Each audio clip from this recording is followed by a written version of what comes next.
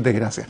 A propósito de transporte, ya lo tengo virtualmente, ahí está, Sebastián Seriani de la PUCB, de la Escuela de Construcción y Transporte. ¿Cómo estáis, Seba? Hola. Hola Jorge, ¿cómo estás? Muy bien, oye, un gusto como siempre de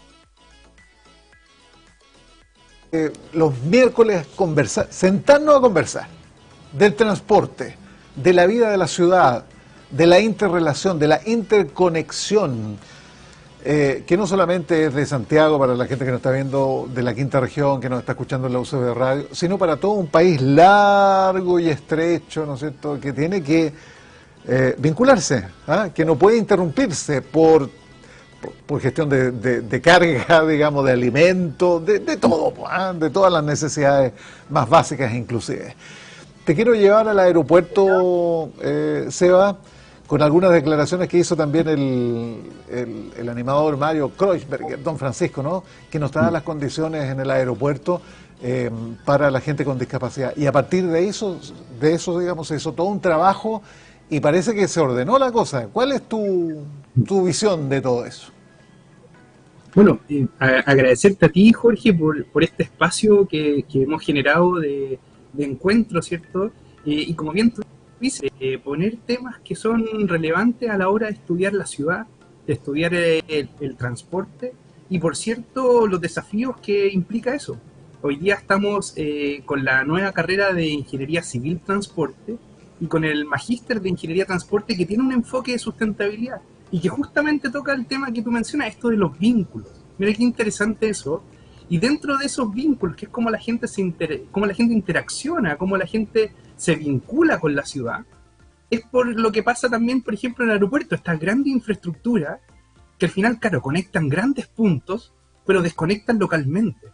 Entonces, claro, son infraestructuras necesarias, yo no digo que no lo sean. Claro. De hecho, tienen una relevancia geopolítica, una estrategia desde el punto de vista de los servicios, de la carga, por cierto, la carga que también se traslada a través de tema aéreo, y obviamente con una fuerza más importante a nivel de pasajeros, y que hoy día tiene un terminal nuevo, recientemente, hace poquito inaugurado, ¿cierto? El terminal número 2, que pasó a ser el terminal internacional.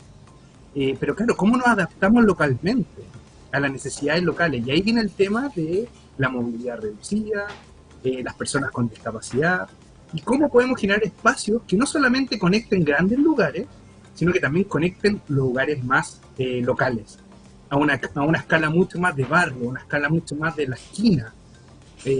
Ahora, perdóname, Seba, sí. estos son desafíos de las empresas, de las organizaciones, de los trabajos, pero también hay una responsabilidad social del Estado, ¿no es cierto?, que obviamente tiene que fiscalizar, que tiene que promover, que tiene que auspiciar, sustentar, ¿no es cierto?, todo lo que estamos hablando, ¿no? Absolutamente, mira, ahí hay un tema súper importante. Nosotros en la escuela acá, en estas nuevas carreras, ¿cierto?, que hemos empezado, y especialmente en el magíster que mencionaba, el de Ingeniería de Transporte, tiene un enfoque en la sustentabilidad. Y cuando hablamos de sustentabilidad, naturalmente aparece el tema económico, por cierto, aparece el tema social y aparece el tema ambiental y gobernanza. Y en ese sentido, hay cosas que tenemos que tomarlas como normativas. Una normativa hoy día es la accesibilidad universal. Entonces, el Estado tiene que exigir que tanto las concesionarias de estas grandes infraestructuras cumplan la normativa, y no solamente cumplan el mínimo como estándar, que no nos transformemos en ese estándar, mira, sí, la rampa cumple la pendiente, o mira, el ancho de la vereda cumple el mínimo, sino que busquemos también ese confort, esa calidad de experiencia de viaje, que muchas veces no lo dice explícitamente la norma, porque la norma es muy técnica, pero el punto es que nos olvidamos de las necesidades locales, de lo que las personas necesitan. Y muchas veces la normativa no se adapta, porque claro, la normativa es general para todo el país. Entonces, ¿cómo adaptamos que la normativa vaya asociado a alguna lógica, a alguna función que cumplan estas grandes infraestructuras que son grandes terminales, por ejemplo? Entonces ahí me pasa una cosa que yo creo que tiene que ver con la normativa, pero un segundo punto tiene que ver con cómo nosotros nos ponemos de acuerdo con esta infraestructura, que las podemos entender como un derecho a la movilidad. Y aquí un tema súper de gobernanza, que tiene que ver naturalmente con esa mirada de ciudad que queremos.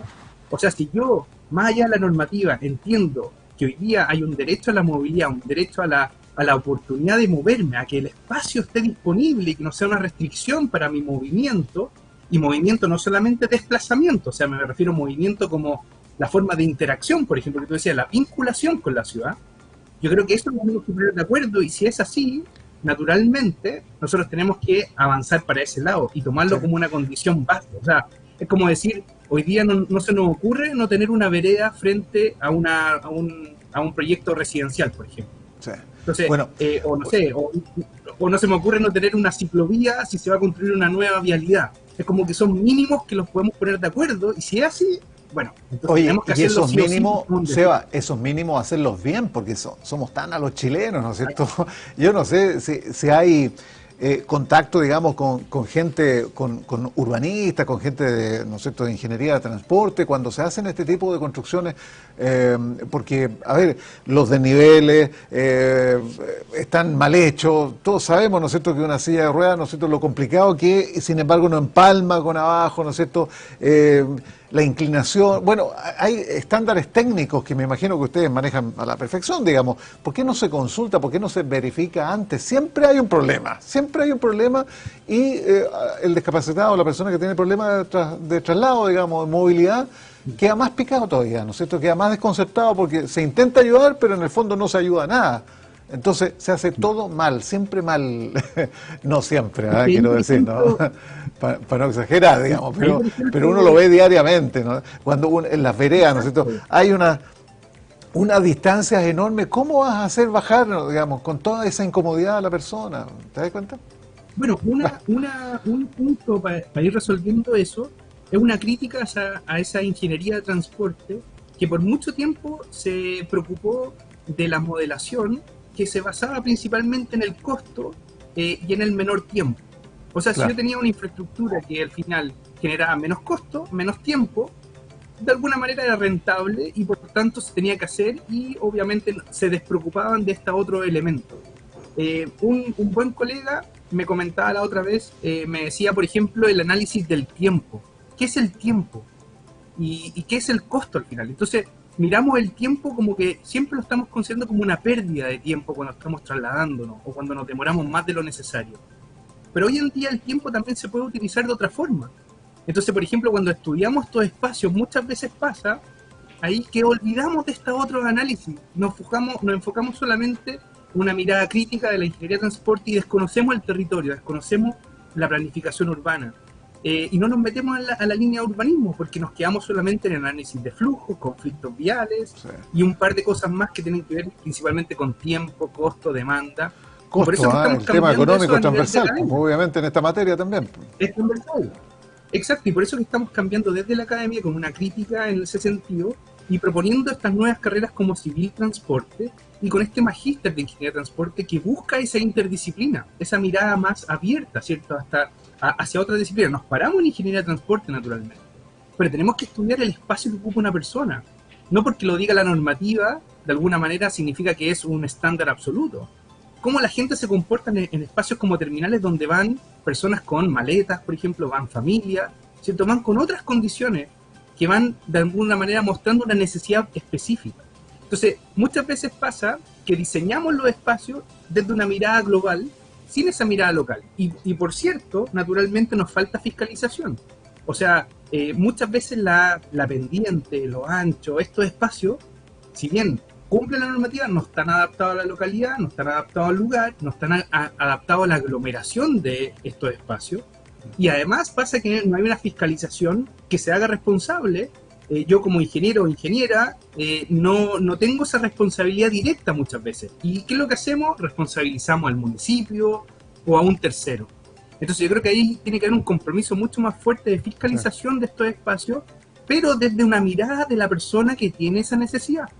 Porque yo puedo estar caminando sin necesidad de moverme en silla de rueda o con algún bastón y puedo no identificar problemas que de alguna manera sí aparecerían si estoy con esa otra situación. Sí. Entonces, no hay que mirar... Mira, acá hay una cuestión muy interesante, que el tema de la discapacidad no es un tema físico, no es un tema biológico. Hoy día lo estamos llevando a un tema social, si te fijas. O sea, no es que yo tenga de repente alguna falta de extremidades o tenga alguna deficiencia del aprendizaje o de la vista o tenga baja visión, etcétera. Eso puede ser que lo tenga, ¿ya? Pero ya hay muchas personas que es un grupo de la discapacidad que son las personas con movilidad reducida, puede ser una persona en un coche, puede ser una persona con un bastón, puede ser personas que van con un carrito, que ese grupo hoy día no es que tenga alguna discapacidad física en sí misma, por decirlo así, sino que es el entorno el que le produce la discapacidad. Y ese entorno está dado por una serie de barreras que hace que al final la gente no se mueva. Oye, y use el auto. Y ese entorno, perdón, Seba, y ese entorno le recuerda, le enrostra todos los días, ¿no es cierto?, su discapacidad, porque eso es un hecho. Sí, ahora, ojo, es que hay varios organismos también que entran, digamos, en pugna, digamos, a no desencadenar una solución efectiva. Y te pongo un ejemplo. Por ejemplo, el discapacitado visual. El que está en la calle, ¿no es cierto? Siempre en la calle, en la vereda, siempre hay obstáculos. Ellos tienen mucho problema, ¿no es cierto?, de movilidad, y hay algunos topes, algunas calzadas, ¿no es cierto?, algunos pavimentos que están levantados por la acción de los árboles, como tú quieras. Entonces tú vas a preguntar, la municipalidad no se hace cargo. Ministerio de Pública tampoco en las calles. Ministerio de Vivienda y Urbanismo tampoco. Entonces todos se pelotean, nadie toma la decisión final de arreglar, subsanar y de dar una respuesta inmediata o inmediata, digamos, a la gente que realmente lo necesita. Es un tema pendiente, indudable. Exacto, y ahí tiene que ver con cómo mirar, quién mira la ciudad desde una mirada integral. Y por eso que necesitamos estos profesionales que miren un poco más allá de la ingeniería de transporte. Ahora bien, también la vía es más complicada de lo que aparece, por decirlo de alguna forma, y hay muchos actores involucrados. Como bien tú dices, por ejemplo, en un terminal aéreo, por ejemplo, si bien, ojo con esto, es una infraestructura pública, hoy día está siendo concesionada por un privado. Entonces, también tenemos que entender ese rol público que cumple esta infraestructura. Y por cierto, tienen que definirse desde esa mirada también. O sea, como un tema de derecho de movilidad, por ejemplo, que lo mencionaba antes. Sí. Pero ¿quién es el que se hace cargo de alguna manera? Entonces le tiramos toda la responsabilidad muchas veces al concesionario, cuando es también el Ministerio de Obras Públicas, que también tiene un rol importante ahí, porque es una infraestructura pública. Entonces, también, por cierto, cuando nos pasamos de la vialidad interurbana o de estas grandes infraestructuras, nos pasamos a las vías urbanas. Y ahí es el Ministerio de Vivienda y Urbanismo quien tiene un rol importante, por ejemplo. ¿Para qué decir los municipios que están involucrados territorialmente? Entonces, y hay muchos actores, está el Ministerio de Transporte que, ojo, fiscaliza, regula, ¿cierto? Pero no tiene la posibilidad de inversión directa, por ejemplo. Entonces, hay muchos actores involucrados y muchas veces desconocemos quién es al final el que tiene que estar de alguna manera controlando, fiscalizando, gestionando estos espacios para una mejor movilidad.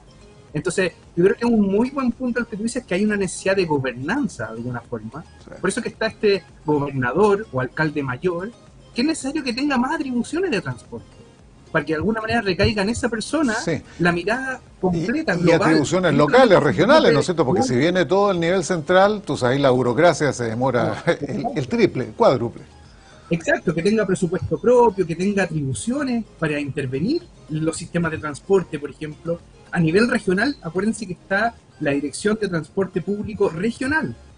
A nivel de Santiago está la Transporte Público Metropolitana. Entonces, hay entidades, pero que todavía dependen muy fuertemente del Ministerio de Transporte y no tienen esos vínculos regionales todavía.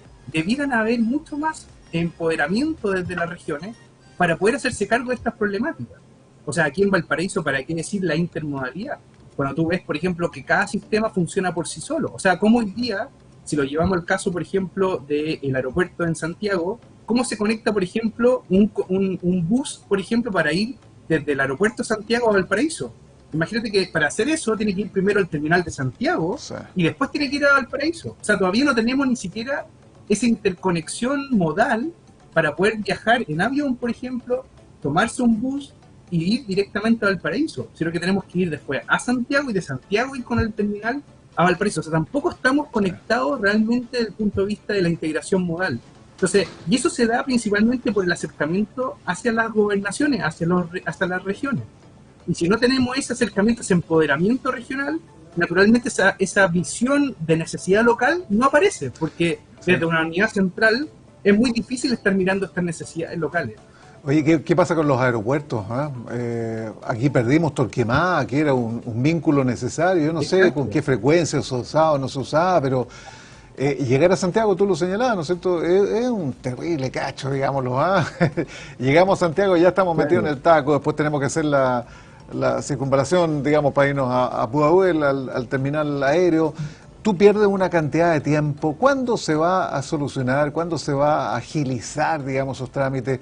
A lo mejor no con grandes aeropuertos, ¿ah? O terminales aéreos, digamos, pero con ciertas facilidades, ¿ah? Para los usuarios que cada vez son más los que utilizan este transporte. ¿Sí? Y ahí, por ejemplo, lo que tú me decías, o sea, por ejemplo, esta idea, entre comillas, de pérdida de tiempo, al final, ¿qué es lo que pasa? Yo elijo, por ejemplo, si voy a trasladarme a Santiago, por ejemplo, puedo elegir el bus, puedo elegir el auto, pero al final busco el que me permita que ese tiempo sea lo más placentero posible para que deje de ser una pérdida de tiempo, por decirlo así. Entonces, ¿qué es lo que pasa? Si yo me voy en el bus, voy más cómodo, ¿cierto? Tal vez si elijo un asiento un poquito más grande, o de repente si voy a cierta hora, tal vez no tan aglomerado. Si por cierto elijo el auto, voy con mi música, voy con mi confort, ¿cierto? Voy con más seguridad tal vez, etcétera. Entonces, voy buscando, por eso que de alguna manera, si yo genero, entre comillas, que ese tiempo sea mejor utilizado desde el punto de vista de la percepción de la experiencia de viaje, puedo hacer que ese tiempo se vea reducido. Es como, por ejemplo, cuando tú estás, te ha pasado de repente que estás, me contaba este colega también que yo decía antes, estás en el ascensor, ¿cierto? Y te encuentras con tu jefe. Ese tiempo que pasa pareciera que es muy lento, ¿cierto? Entonces, ¿cómo hacer que esos espacios o entornos hagan que esos tiempos se sientan que pasan más rápido? Entonces, cuando tú Cambiando el estás jefe. pasando bien en un momento, claro, claro, pero cuando tú lo estás pasando bien, tus tiempos lo sientes que pasan muy rápido. Si estás cómodo, si estás mirando el mar, Es verdad. si estás seguro, no estás así, se siente largo. Tú puedes estar en un taco gigante, pero estás entretenido dentro de tu vehículo. Puede ser que Sí. incluso sea agradable, puedes estar conversando con alguien, una Bueno, reunión. por Entonces, al algo final, la pérdida de la tiempo gente que está en no el es tan auto así. escucha la UCB Radio porque nos está escuchando, se está imaginando que estamos conversando contigo, ¿no es cierto? Porque estamos saliendo en las redes virtuales también, entonces nos pueden sintonizar ahí los acompañantes, porque quien está Exacto. manejando tiene que ir atento ahí al volante. Oye, ¿y cuántas veces dormimos? ¿Qué nos gustaría tener un transporte público cómodo, ¿no es cierto? A veces estamos muertos de frío adentro de la micro, ¿no es cierto? ¿Para qué decir? Los colectivos soplados van para allá, no respetan nada, frenan brusco, ¿no es cierto? Todos se caen. Oh, es que nos hace falta cambiar la Sí, y por mentalidad. ejemplo, ahora por ejemplo, Jorge, para poner un caso, por ejemplo, se están dando estos sistemas de buses interurbanos que son eléctricos, por ejemplo. Entonces, claro, imagínate la oportunidad que tenemos de hacer que el viaje, que es bien largo, ¿cierto? Tal vez desde el punto de vista del tiempo, ¿cierto? Este tiempo que creemos que lo estamos perdiendo, pero tú te puedes ir durmiendo, por ejemplo, para llegar al aeropuerto, ¿cierto? Te vas durmiendo en este bus que es eléctrico, que es cómodo tal vez, que es silencioso, por cierto, y que te entrega un mejor confort. Te puedes demorar incluso lo mismo que otro bus convencional, pero haces que esa experiencia sea, de alguna manera, mucho más agradable y creas que tu tiempo al final es mucho menor del que realmente fue. Y lo hace mucho más cómodo. Entonces, ¿cómo hacemos de verdad esta intermodalidad pensando en los beneficios que tiene esto de la concepción del tiempo, en esto de la accesibilidad, que es un poco lo que decía? O sea, no tiene sentido caminar no sé cuántos pasos para poder llegar a un ascensor, después bajar, que la rampa, que... O sea, si lo hacemos tan desagradable, la persona incluso cree que el tiempo es mucho más de lo que realmente demoró. Entonces, además lo hace muy complejo. Entonces, ¿cómo Seba, mejoramos de alguna manera los espacios? Tiene que ver no solo con la normativa, sino que también como hacer ciudad. ¿Te fijas que es un concepto distinto? Tiene que ver con lo que tú decías al principio, con las vinculaciones que se generan en estos espacios, con la vinculación a la ciudad. Por eso que en definitiva no me puedo saltar la ciudad, por decirlo así, porque es parte del enriquecimiento que tiene el acercarme a ella. Es como que y tiene sentido escuchar a la saltársela ciudad, por ¿no un es tema de cierto? tiempo, Para pero que si a la partir salto, de lo que, absolutamente. claro, de lo que ellos reportan, ¿no es cierto?, ir generando políticas públicas, viales. Oye, Seba, nos Exacto. pilló la hora, siempre tan entretenido. Además que cuando conversamos como que arreglamos el mundo, ¿ah? Como que la ciudad queda redondita, con transporte ágil, rápido, expedito, qué sé yo, pero nos enfrentamos a la realidad y ese es otro cuento que tratamos por lo menos de conversarlo, analizarlo, y ustedes desde el punto de vista profesional, académico, ahí en la PUCB, con la Escuela de Ingeniería en Construcción y Transporte, por lo menos le dan énfasis y estas nuevas generaciones están trabajando para eso, para superar, ¿no?